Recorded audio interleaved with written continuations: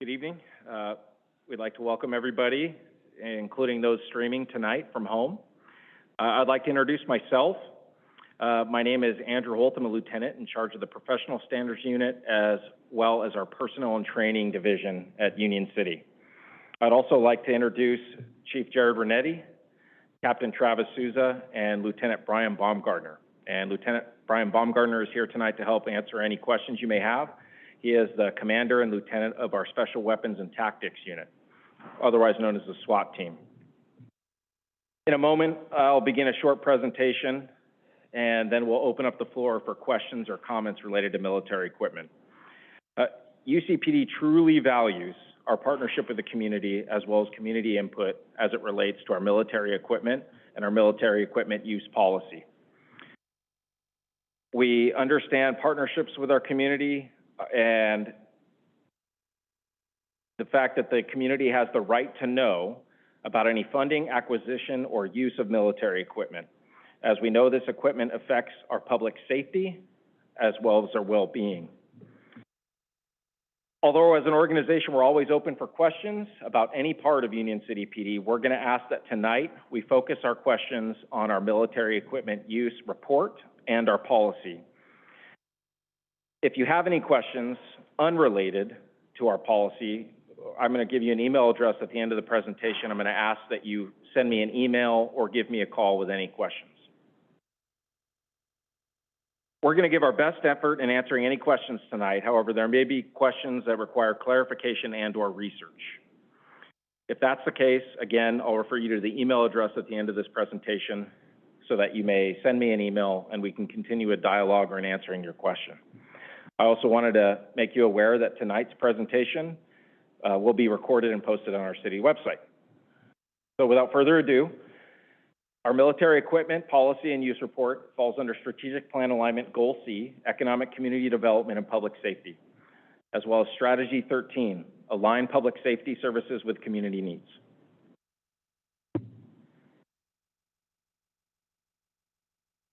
Give you a brief timeline. In January 1st of 2022, Assembly Bill 481 required our city to adopt our military equipment policy by way of ordinance.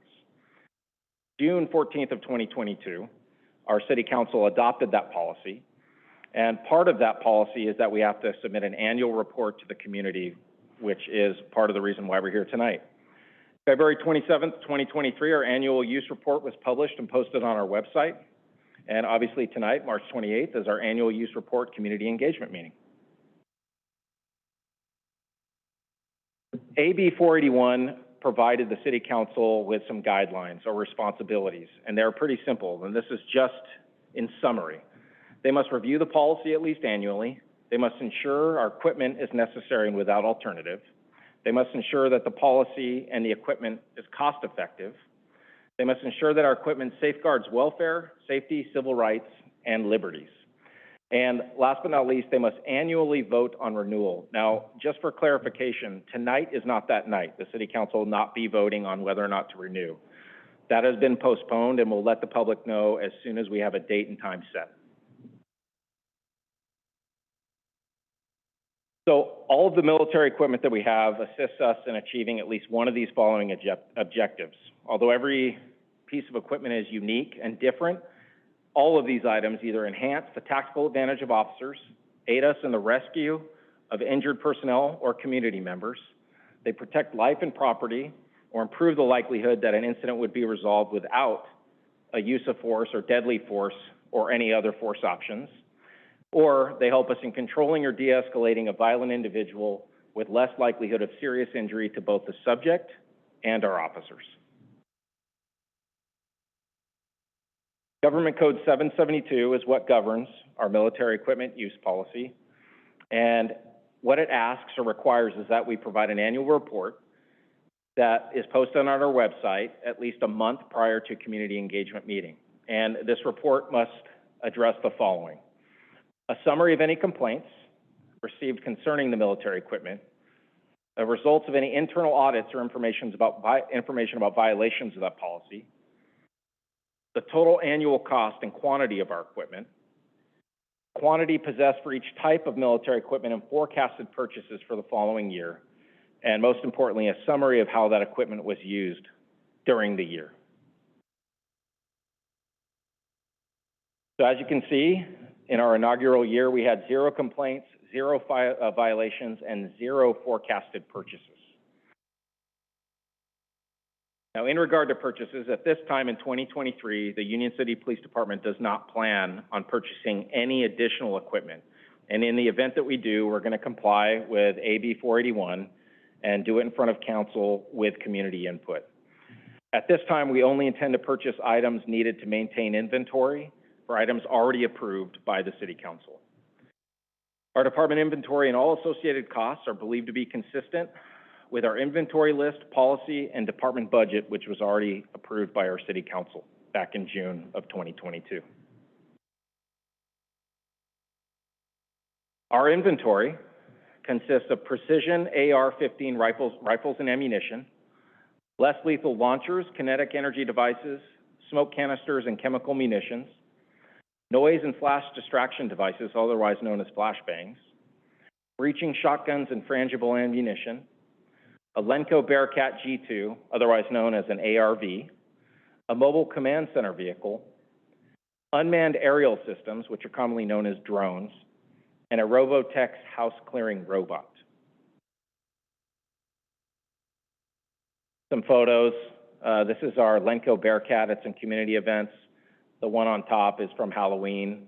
The other one's at a community event, I believe, at James Logan High School. This is our mobile command center vehicle. This is equipped with computers, police radios, and other devices that help us manage critical incidents while on scene. Upper left-hand corner is an example of what our drones look like, and bottom right is Robotex robot, house clearing robot. As always, we can be found at 34009 Alvarado Niles Road. Our phone number is listed, as well as if any questions, or excuse me, any concerns were not addressed during this presentation and you were unable to make it tonight, you can always email me at the above listed email address. And you could find this annual report located at unioncity.org under the police department and specifically our transparency portal. So at this time, I'd like to open it up for any questions that we have for our live streamers or our audience.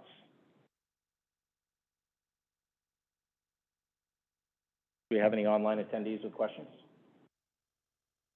Sir, any specific questions you may have for us?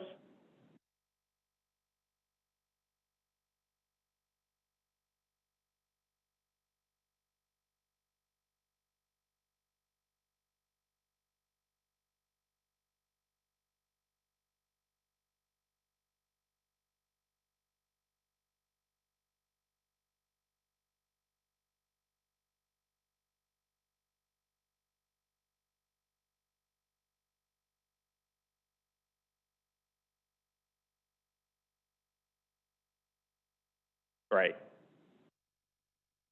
Sure.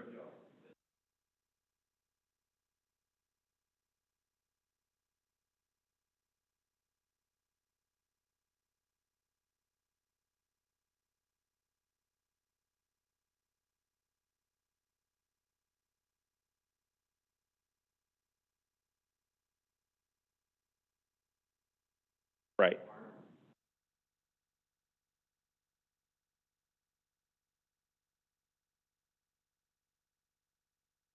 Indeed, and it's pretty lengthy. I could tell you that it's listed under Assembly Bill 481, as well as in our department policy. And we only have the types of equipment that we've listed in this report, but I could tell you that we haven't taken any liberties on the definition of military equipment. And I know it was confusing to community members because when we actually had this policy approved by the City Council, there were some community members and council members who had very similar questions or comments. And the reality of it is, this is equipment that we've had as a police department that we've used for public safety for many, many years.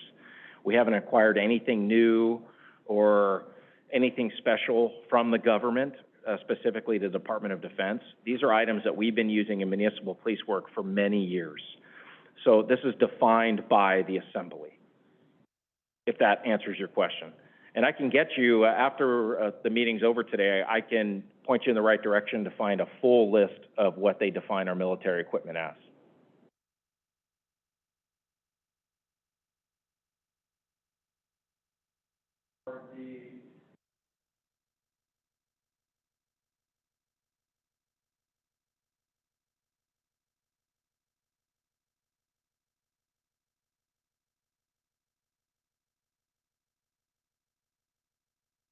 You know, I couldn't comment specifically on the military and their research and development programs. I could tell you that we're always looking at different equipment that can help us come to peaceful resolutions, specifically in the realm of any type of equipment that would reduce the likelihood of using any type of force that could cause great bodily injury. I know that we at Union City pride ourselves on really harnessing that type of technology, whether it be drones, you know, optical equipment, to help us, you know, provide time and distance between suspects when we get involved in a particular situation. So all of this is a form of de-escalation, and we're always looking at opportunities for new equipment that could help us with peaceful resolutions.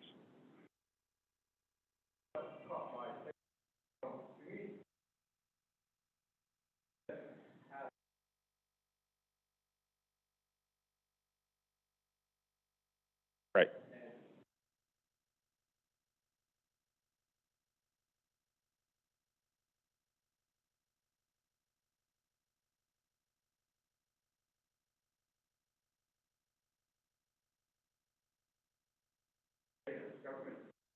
Right.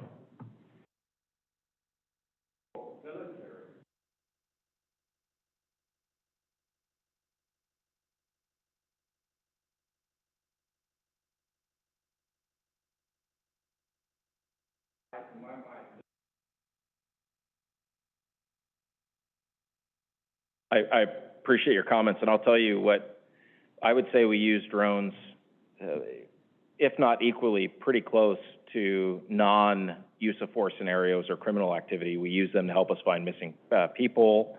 We use them to, you know, yes, well, peaceful forms of surveillance. Like I said, I know we just used it the other day to help find an elderly person that was lost and had dementia. So it's very common for us to use that equipment in that capacity.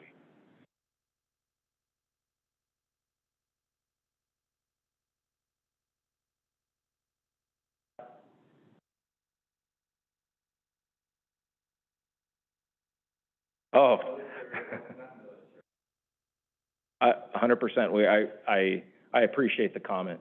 And I could tell you that community members in the past, especially in June and May, when we went through the process of having this policy approved, had very similar comments. Anything else, sir? And before you leave today, I've got get you my business card, and we'll make sure that we communicate related to that military equipment list per AB 481. I don't, but I know some attendees have some. Ian, do we have any other questions?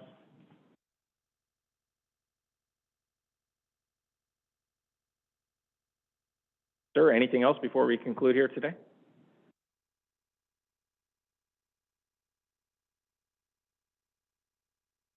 Oh, yeah, not today, but we might be able to arrange something like a ride-along, maybe where we can give you some, you know, a tour of the police department, something of that nature in the future, where you can take a look at some of our equipment. All right. Well, we really appreciate you coming out here and finding the time. We know your time is valuable, and we appreciate you making it. We appreciate anyone who attended virtually at home. All right. So at that point, we'll conclude our meeting, and we really appreciate everyone being here today. Thank you very much.